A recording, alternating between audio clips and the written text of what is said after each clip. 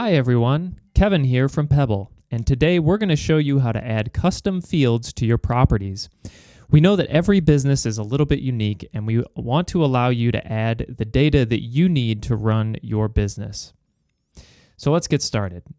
Here we have the property overview page, which captures some basic information about your property, including the APN, county, acreage, and some information about the owner.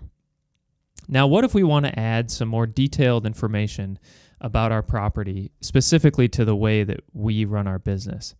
So what we can do is go over here to the settings page, then click property settings, and down here on property fields, we can add as many fields as we want, and those fields will show up on our properties.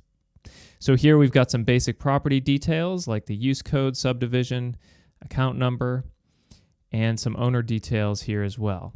But we can add as many of these as we want. So we can add a new section. Let's say we'll call this due diligence. And we'll add some fields to this. So first one we'll say access. And we're going to make this a drop-down list, and it's going to ask us for some options for the list. We can also give these drop-downs specific colors, so we'll say red, blue, yellow, and red. Okay, we'll create that field, and then we'll add another one for verified property taxes. And we'll make this one a checklist, a checkbox.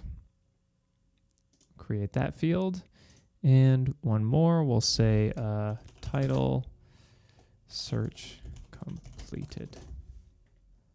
And we'll also make that a checkbox. So now we have 3 new fields in our due diligence checklist.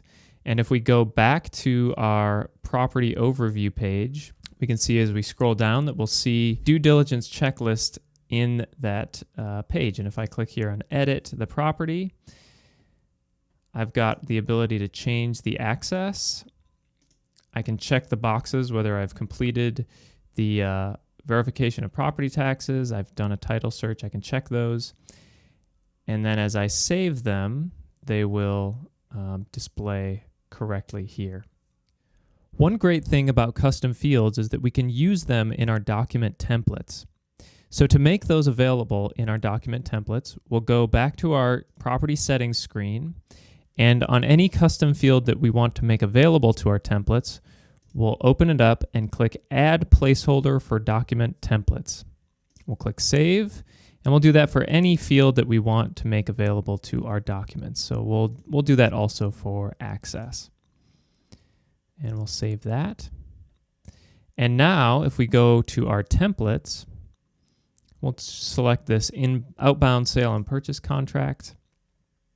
And then let's say I wanted to print out the subdivision right here. So we'll say, put an enter there and just say subdivision. And then up here in insert placeholder, we'll scroll down to property details subdivision.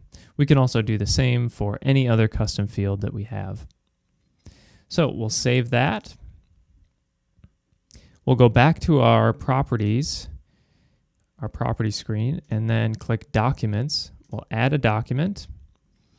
Click My Outbound Sale and Purchase Contract. We'll click Save.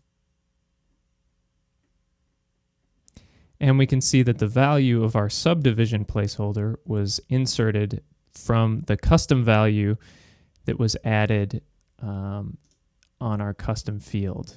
So if we go back to the overview, that was added down here in this property details section. Today we showed you how to add custom fields to your properties and how to use those custom fields inside your document templates. If you have any questions, feel free to reach out to us via email or on Facebook, and we'd be happy to help. Happy land hunting!